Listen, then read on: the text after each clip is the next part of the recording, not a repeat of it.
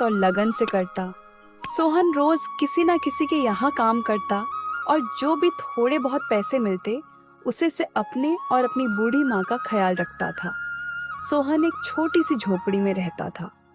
सोहन के पास इतना भी पैसा नहीं था कि वह अपनी माँ के लिए एक अच्छा सा घर ले सके।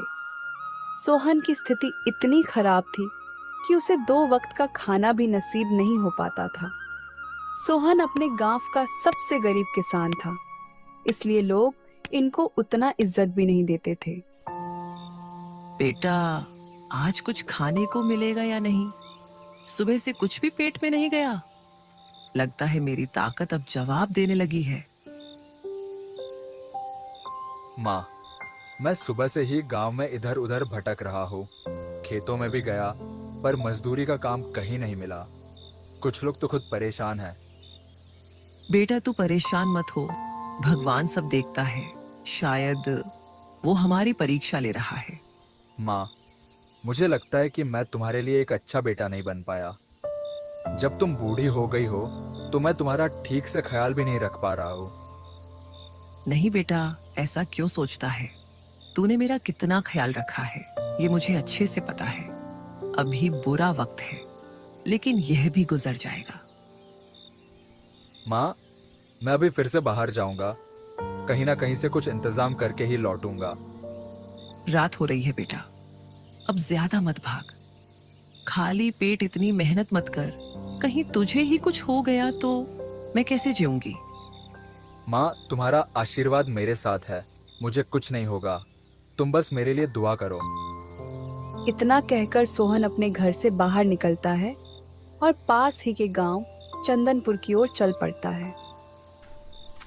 मुझे तो समझ ही नहीं आ रहा है कि आखिर मेरी जिंदगी कब बदलेगी और कब मैं अपनी बूढ़ी माँ के लिए अच्छा सा घर और खाना दे सकूंगा। चंदनपुर गांव पहुंचने के बाद सोहन एक एक घर का दरवाजा खटखटाने लगता है और हर बार वह अपनी भूख की बात करता और कुछ खाने के लिए मांगता।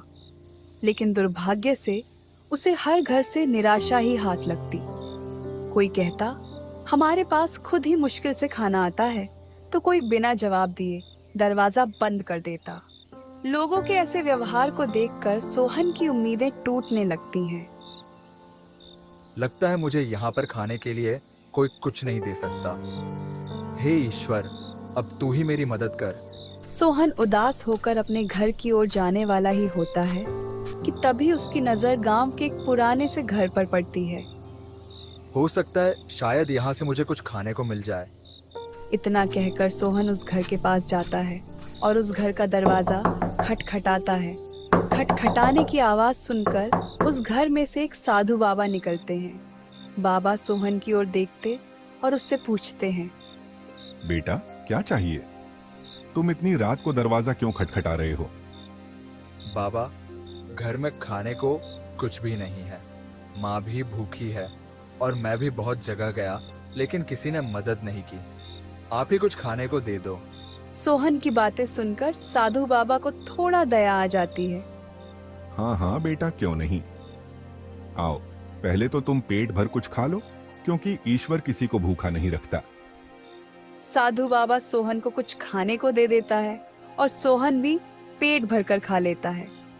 आपका बहुत बहुत धन्यवाद बाबा। आपने मुझे खाना दिया। पता नहीं मैं इसका कर्ज कैसे उतार पाऊंगा। बाबा मुस्कुराते हुए बोले, बेटा, जिंदगी में कभी हार मत मानना।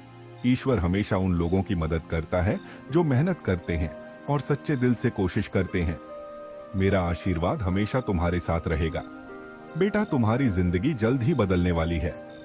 बस सच्चाई और मेहनत का हाथ थामे रखना। जी बाबा, जरूर। मैं आपकी बातों को हमेशा याद रखूंगा। इसके बाद साधु बाबा ने सोहन को आशीर्वाद दिया और एक छोटी सी पोटली थमाई। इसमें क्या है बाबा? बेटा, इसमें तुम्हारे और तुम्हारी बूढ़ी माँ के लिए खाना है। तुम इसे घर ले जाओ और अपनी माँ के साथ बैठकर खा लेना। ठीक है बाबा, आपका बहुत बहुत धन्यवाद। सोहन ने पोटली संभाल कर रख ली और बाबा का धन्यवाद कर अपने घर के लिए निकल गया। अपने घर पहुंचकर, माँ कहाँ हो? देखो, मैंने आज के खाने का इंतजाम कर लिया है। इसके बाद मोहन और उसकी बूढ़ी माँ एक साथ बैठकर खाना खाते हैं। खाना खाकर वो दोनों सोने चले जाते हैं। अगली सुबह जब सोहन फिर से अपने काम की तलाश में निकलता है तो उसे आज भी कोई काम जल्दी नहीं मिलता है। वह काम की तलाश में इधर उधर भटक ही रहा होता है कि तभी उसकी नज़र वहाँ के जमींदार हीरालाल पर जाती है। सोहन हीरालाल जमींदार के पास जाता है। मालिक, मुझे कुछ काम दे दो, क्योंकि कल से मेरे घर में खाने का एक भी अनाज नहीं है। अगर आज भी मुझे कोई काम नहीं मिला तो आज भी हमें ऐसे ही भूखा रहना होगा। अरे नहीं, ऐसा नहीं होगा, क्योंकि मैं भी किसी मजदूर की तलाश में हूँ। अब तुम मुझे मिल ही चुके हो तो मेरी तलाश खत्म हो गई। मुझे अपने खेत में काम कराना है, लेकिन मैं वहीं बैठकर देखूंगा कि तुम ठीक से काम कर रहे हो या नहीं।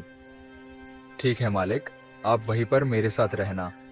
इसके बाद सोहन हीरालाल के खेत में चला जाता है और पूरी लगन से काम करने लगता है और हीरालाल पास ही के एक